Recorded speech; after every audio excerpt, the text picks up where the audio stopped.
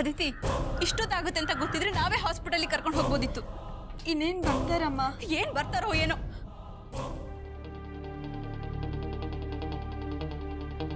ಅಮ್ಮ ಬಂದರು. ಬನ್ನಿ ಡಾಕ್ಟರ್.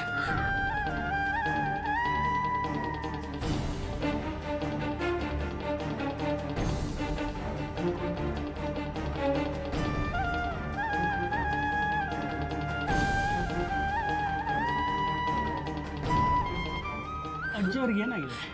ಇದ್ದಕ್ಕಿದ್ದ ಹಾಗೆ ಎದೆ ಇಟ್ಕೊಂಡು ಬಿದ್ರು. ನಮಗೆ ಯಾಕೋ ತುಂಬ ಭಯ ಆಗ್ತಿದೆ ಡಾಕ್ಟರ್. ಸರ್ ಬೇಗ ನೋಡಿ ಸರ್, ಇಲ್ಲಾಂದ್ರೆ ಹಾಸ್ಪಿಟಲ್ಗಾದ್ರೂ ಕರ್ಕೊಂಡು ಹೋಗೋಣ.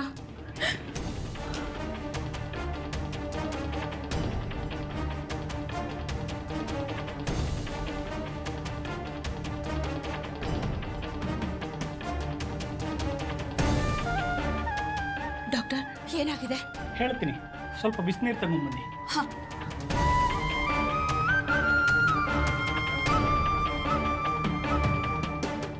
ಹೇಳಿ, ಯಾಕೆ ನನ್ನನ್ನು ಕರೆಸಿದ್ರಿ?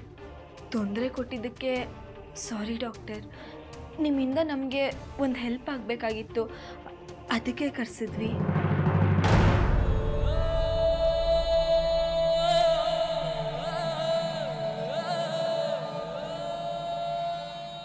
ಡಾಕ್ಟರ್, ಇದೇನು ಅಂತ ನಾವು ತಿಳ್ಕೋಬೇಕು, ಅದಕ್ಕೆ ನಿಮ್ಮ ಹೆಲ್ಪ್ ಬೇಕು.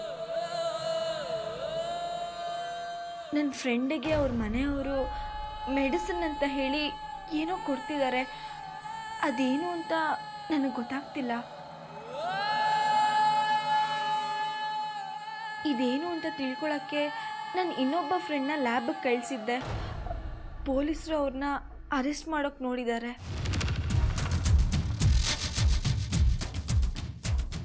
ಪೊಲೀಸ್ನವರು ಅರೆಸ್ಟ್ ಮಾಡೋಕ್ಕೆ ಬಂದಿದ್ರು ಅಂತ ಹೇಳಿದ ತಕ್ಷಣ ನನಗೆ ತುಂಬ ಭಯ ಆಯಿತು.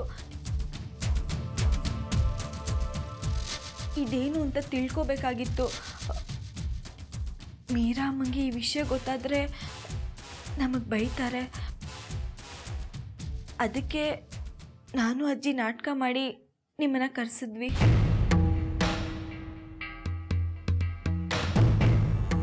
ಪ್ಲೀಸ್ ಡಾಕ್ಟರ್, ಇದೊಂದು ಹೆಲ್ಪ್ ಮಾಡಿ. ಅದೇನು ಅಂತ ಸ್ವಲ್ಪ ಚೆಕ್ ಮಾಡಿ ಹೇಳಿ ಡಾಕ್ಟ್ರೆ.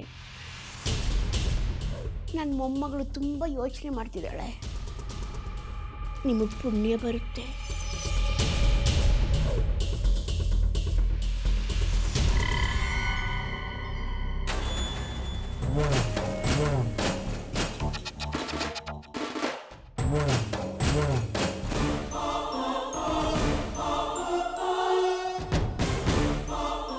ಸರಿ ಅಮ್ಮ, ತಿಳ್ಕೊಂಡು ಹೇಳ್ತೀನಿ.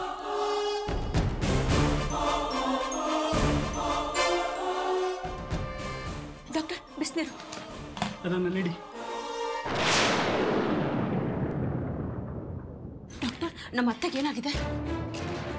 ಅವರಿಗೆ ಗಾಬರಿ ಪಡುವಂಥದ್ದು ಏನೂ ಆಗಿಲ್ಲ. ಇವರಿಗೆ ಸ್ವಲ್ಪ BP ಶುಗರ್ ಜಾಸ್ತಿ ಆಗಿದೆ, ಅದಕ್ಕೆ ಹೀಗಾಗಿದೆ ಅಷ್ಟೇ. ಕೆಲವು ಟ್ಯಾಬ್ಲೆಟ್ಸ್ಗಳನ್ನು ಬರ್ಕೊಡ್ತೀನಿ, ಅದನ್ನು ಕೊಡಿ.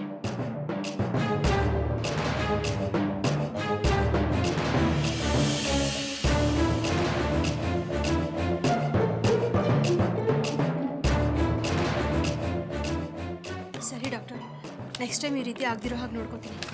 ಜೊತೆಗೆ ಆಯಾಸ ಆಗದಿರೋ ಥರ ನೋಡ್ಕೊಳ್ಳಿ. ಟೈಮ್ ಸರಿಯಾಗಿ ಟ್ಯಾಬ್ಲೆಟ್ಸ್ ಕೊಡಿ.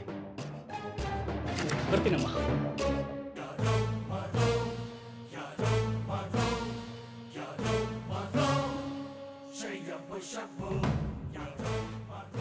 ನೀವು ಜಾಸ್ತಿ ಕೆಲಸ ಮಾಡಿರೋದ್ರಿಂದ ಈ ರೀತಿ ಆಗಿದೆ. ಇಷ್ಟಕ್ಕೆಲ್ಲ ನಾನೇ ಕಾರಣ. ದಯವಿಟ್ಟು ಕ್ಷಮಿಸಿತ್ತು. ನೀನು ಯಾಕಮ್ಮ ಕ್ಷಮೆ ಕೇಳ್ತೀಯ? ನನಗೇನೂ ಆಗಿಲ್ಲ, ಸಮಾಧಾನ ಮಾಡ್ಕೋ. ಸರಿ ಅತ್ತೆ, ನೀವು ರೆಸ್ಟ್ ತಗೊಳ್ಳಿ, ನಾನು ಹೋಗಿ ಟ್ಯಾಬ್ಲೆಟ್ಸ್ ತರ್ತೀನಿ. ಆಯ್ತಮ್ಮ.